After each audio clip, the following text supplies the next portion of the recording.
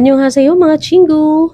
Nandito tayo ngayon sa Hungbanjang, isang local restaurant dito sa Korea. Ang menu sa lunch namin ay ang tinatawag na gamjatang kung hindi ako nagkakamali. So kung may nanonood na taga-Korea, paki-correct na lang po ako kung ano nga ba itong tinatawag nilang gamjatang o pork backbone stew. Ayon sa aking pananaliksik, ang ginagamit nila dito ay spine or neck ng baboy. So baboy talaga yung ginagamit nila sa pagluluto nito. Soju and beer.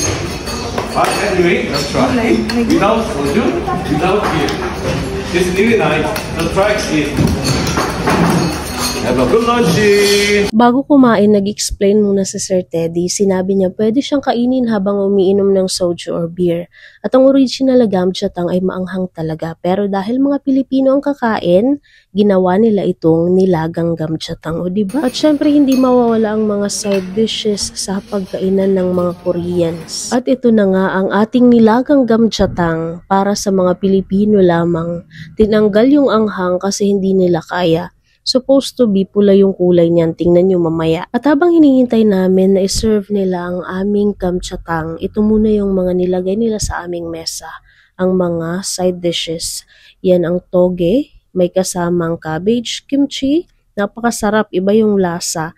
And then radish kimchi. Authentic talaga, hindi kagaya ng mga mabibili dito sa tindahan. And yung yellow, hindi ko alam kung para saan yan. And then, yung pinggan, and of course, ang rice. Rice is life. Mainit-init pa. Share ko lang sa inyo, hindi sila nagsiserve ng hindi mainit na pagkain. And ayan, may wet tissue para pang punas. Pero hindi ko rin ginamit kasi naghugas ako gamit yung tubig. Ayan, hinahawakan ko para mainitan ang kamay ko. At itong ipapakita ko guys, isa ito sa mga namangha ako dito sa Korea. Ayan, tingnan nyo. Call ang nakalagay. Pipindutin mo lang yan kung may kailangan ka. So, hindi mo na kailangan ng shogi or excuse me, may kailangan ako, ganun. Pipindutin mo lang. And ayan, napaka-neat and clean. Nasa ilalim ng mesa ang kanilang mga kutsara at chopsticks. Nakasanayan nga naman kasi natin sa Pilipinas na sa mga restaurants or fast food, yung mga kutsara at tinidor ay nakababad sa tubig. Pero dito sa Korea, nasa drawer siya, sa ilalim mismo ng mesa. So, hindi mo na kailangan tumawag ng crew para humingi ng mga utensils. And one more thing, napakalinis ng kanilang mesa. Bilib na bilib talaga ako dito kasi nilalapag lang ang kutsara at chopsticks. Ayan, diba? May basa sila dito for sushi and waffle. Ayan, ang laki. I think spicy here. Let's try.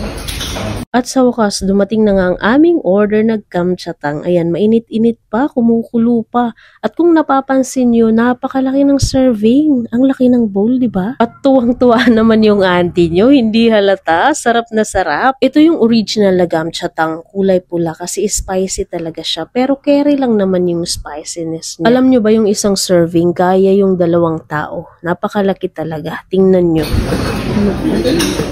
Kadakot. How many? Okay, I got Kadakot eh. At tingnan nyo, ang lambot. Hindi ko alam ilang oras pinakuluan to, pero ang lambot niya, hindi ka mahihirapan. At baka magtaka kayo kung saan nilalagay yung mga buto-buto. Kay nangingilkil gihap, may binibigay silang bowl. Siguro magtatanong kayo, kalasa ba siya ng nilaga natin dito sa Pilipinas? Para sa akin, hindi. Ito kakaiba to kasi templado talaga yung sabaw and may mga kasamang gulay. Lalo na yung perilla leaves, napakasarap niya. At yung hagod ng maanghang na sabaw, naku, napaka-perfect sa malamig na panahon. At kung nakikita nyo, wala nang ebidensya kasi buto na lang ang natira. Ang sarap niya talaga. Ayan, yan yung nilalagyan ng mga buto-buto. And mga guys, dito na nagtatapos ang ating gamjatang story. Maraming salamat sa inyong panonood. Please like, share, follow, and subscribe. Bye.